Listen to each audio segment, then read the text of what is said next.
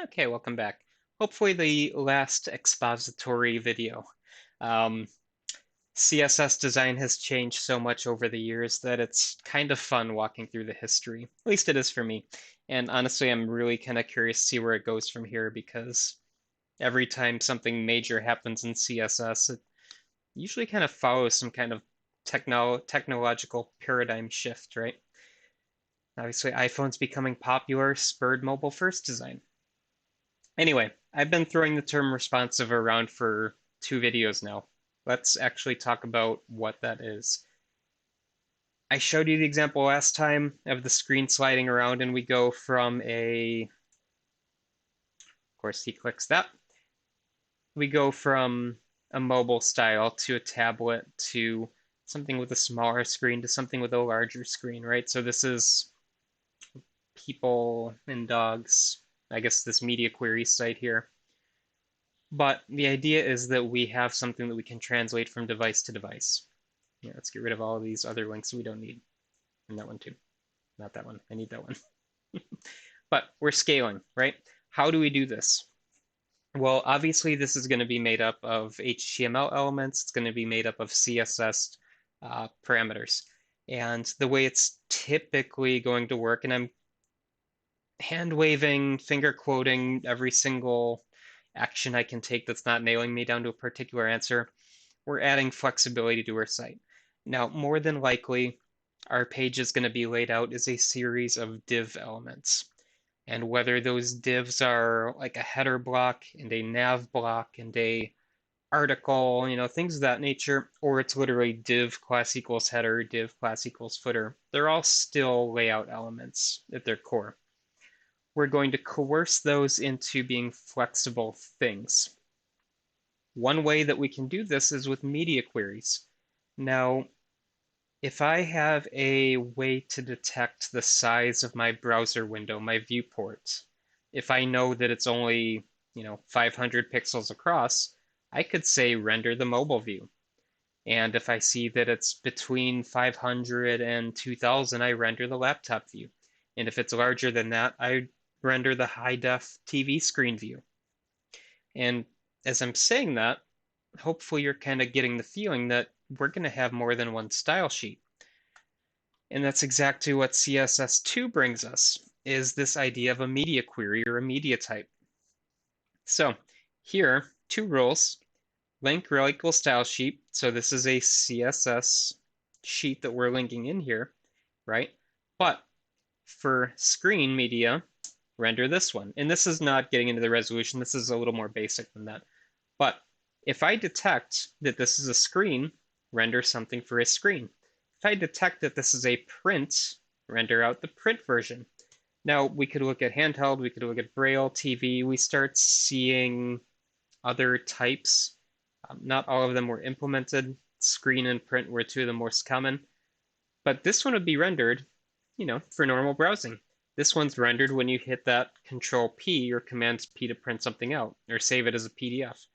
Basically, I get 2 completely different experiences based on the media that's rendering the site. Now, why would we do that? Well, obviously, if I'm printing something, it's going to look different than my screen would. Okay? Think of any of the many, many, many food blogs out there where, I mean, that's where I get all my recipes from when I cook anyway. But I don't want to read through your terrible blog life. And I don't need to stay on the page for engagement or interact with you. I just want your recipe for, I don't know, a good curry or a good soup or something like that. So I hit Control P, and then I just see the recipe card. The media query is hiding all the other divs. Or, I print it out as an index card instead of a full long page of instructions, right? That's a media query specifying that. And all that we're doing here in these different CSS sheets is specifying the rules for the particular screen that's being rendered, whether it's an index card or a printout or a widescreen TV. So these are media types. I probably hopefully didn't confuse you with the idea of a media query that comes in with CSS3. Basically, this gives us more and more and more information about the screen that we're looking at. So if my device is a screen, which is our media type, and its width is a particular maximum width, show me this style sheet. So basically what we've got going on here is we can really target our CSS rules for device type. So here, max device width is 480 pixels, probably a mobile device. Render the mobile style sheet. If it's larger than that, render the screen style or the tablet or the computer screen or the big screen TV style sheet, right? Basically, we're just designing CSS rules per device and rendering it with a media query. Now, this is one way to handle responsiveness, and it's been used for quite a while. It's honestly not terrible. You can even bring it, like if you only want one style sheet, you can actually embed it inside as well. Excuse me. So I could just say my style.css is my main sheet, and then inside of it, I can embed them. It's just up to you really what you want to do. So how can we use that for our various layouts? Well, if my screen width is particular width, show PC or show table or show phone, right? Same idea. Um, I'm just going to kind of go ahead to some of the frameworks now. Not all of them use media queries. There's other ways that we can handle this as well. Some will use JavaScript, some will use media queries. Just depends on the system. Bootstrap is probably one that you've heard of. Honestly, it's one of the more popular responsive frameworks out there right now. There's Pure, there's the HTML5 boilerplate. One that I also quite like, oops, that's supposed to be full screen, is called Skeleton. I can type, promise. So this is a minimal, simple, responsive boilerplate, and basically it's kind of intended to be a little more lightweight. If you've ever used Bootstrap or some of these other ones, you know they can be a little bit heavy-handed with rules, with included JavaScript and things like that. This one's intended to be a little bit simpler. But point is, there's lots of frameworks out there to get you up and running very quickly. So what does a Bootstrap website look like? So I've got Bootstrap demo. Hey, hello world. So we see basic website, and it scales nicely based on screen size. And this one that you're seeing here is the simplest one. Basically, what I did was I went to the Bootstrap website and I just followed the simple demo. If we look at the source code here, all that's really going on. Actually, no, let me show you the actual code because it's gonna be a touch easier. There we go. :Q doesn't work in Nano. Huh? How about that? All right, go back into Vim because it's better. But actually, I'm sorry. I said I went to the Bootstrap site. This is from the W3 School site.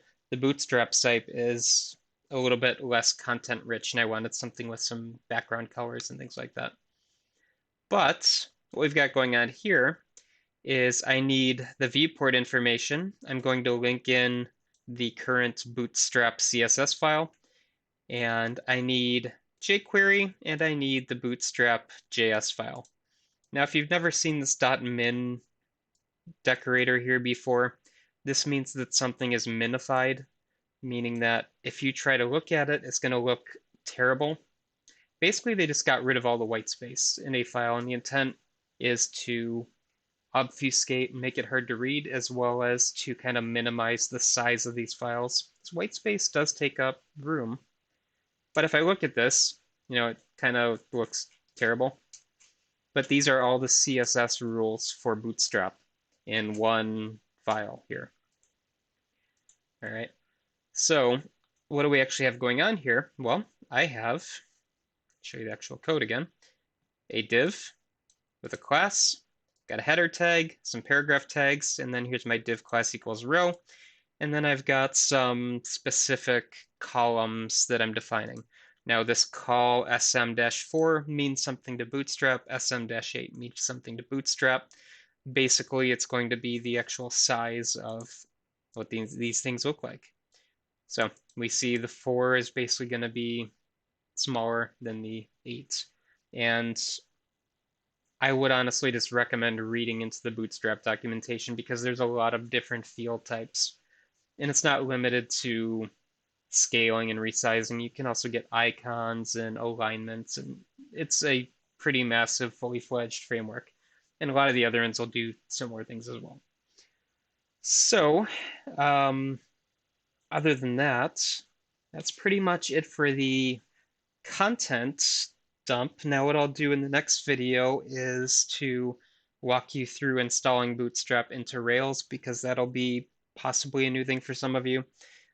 Yes, you can just include the CSS file in an HTML page like you would any other time, but we can actually make use of our Ruby gems and a little bit of SCSS as well.